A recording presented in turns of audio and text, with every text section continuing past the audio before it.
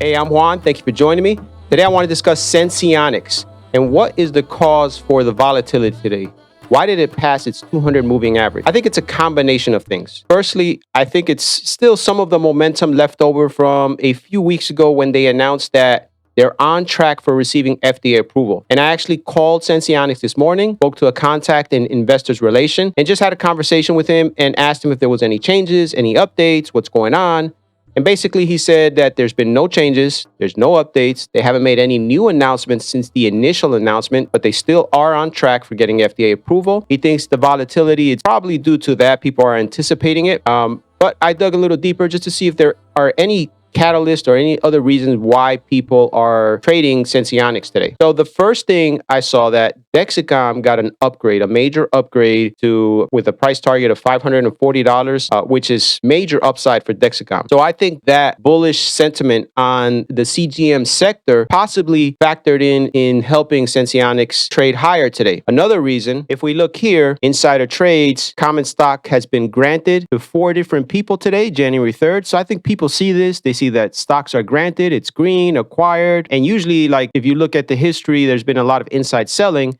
And this time, stocks are being granted 3,500 shares, 9,000 shares, 3,400 shares at a price of $275. This is another potential catalyst that people probably saw this today. There's insider trades, there's grant acquired, it's all green, making people warm and happy, causing stocks to trade. If we look at institutional ownership, 2021 got a little spike, and it's still slightly on an uptrend. See here, constant uptrend on the number of holders, larger positions opened versus closed, larger positions increased versus decreased. There seems to be a bullish sentiment towards Sensionics. So this was the price target that just came out for Dexicom. Just today, BTIG gave it a price target at $535, and it's currently trading at $423. So that's a 25% upside, which is pretty major, pretty big. That may have also been another reason for the CGM sector to kind of seem bullish. I think Abbott was also up today. Another potential reason, in combination with some of the other things that we've seen just the other day, a couple days ago, article came out, 180-day CGM, what's next? And they kind of go in here and talk about CGM device, how accurate it is with the MARD. And they talk about here, this is what we've been mentioning before, the approval, like everything else, has been delayed because of COVID-19. And this article, pretty much, you can just watch one of my other videos. It just talks about Sensionics, their partnership with Essentia, how Sensionics works, how the 180-day CGM device is going to be more efficient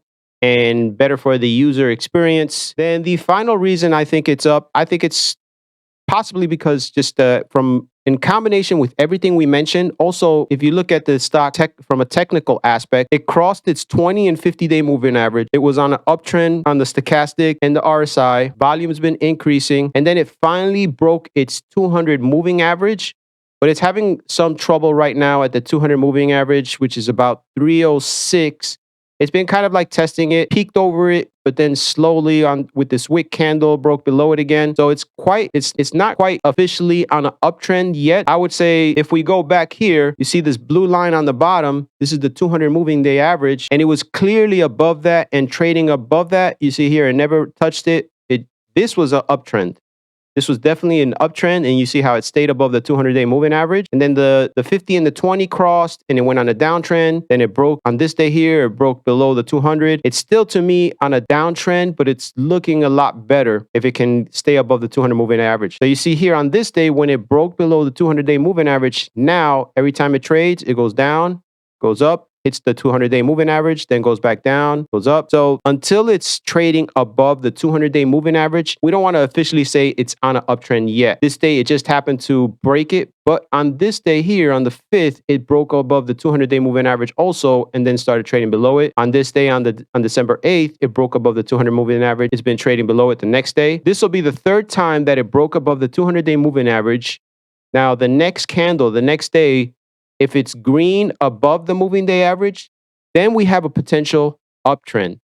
If, like the other 2 times, it's just going to break below the moving day average again and still trade downwards, then we're possibly still on a downtrend and will stay that way until we get the catalyst for the 180-day. But this is positive. They do have earnings here on the 15th of March. I think it's going to be better than last earnings because last earnings were affected by COVID. When COVID is high, they're going to push off a lot of this simple surgery of putting the CGM device in, and that's going to affect the stock price or the earnings. So those were some of the reasons why I think Sensionics got a little push in volume today, broke above the 200-day moving average. I think you won't see it in an official uptrend until we get that catalyst. And when that catalyst comes, there's going to be a big spike, and then people are going to take profits. There's going to be a big sell-off. So if your plan is to sell it, you should sell it during the spike, and then it'll sell off. I think, in my opinion, it'll sell off, and it'll get to like reasonable price and consolidate. And then you can reinvest again if you're still bullish. The next catalyst after that will be the 365, but that's not going to be for a while.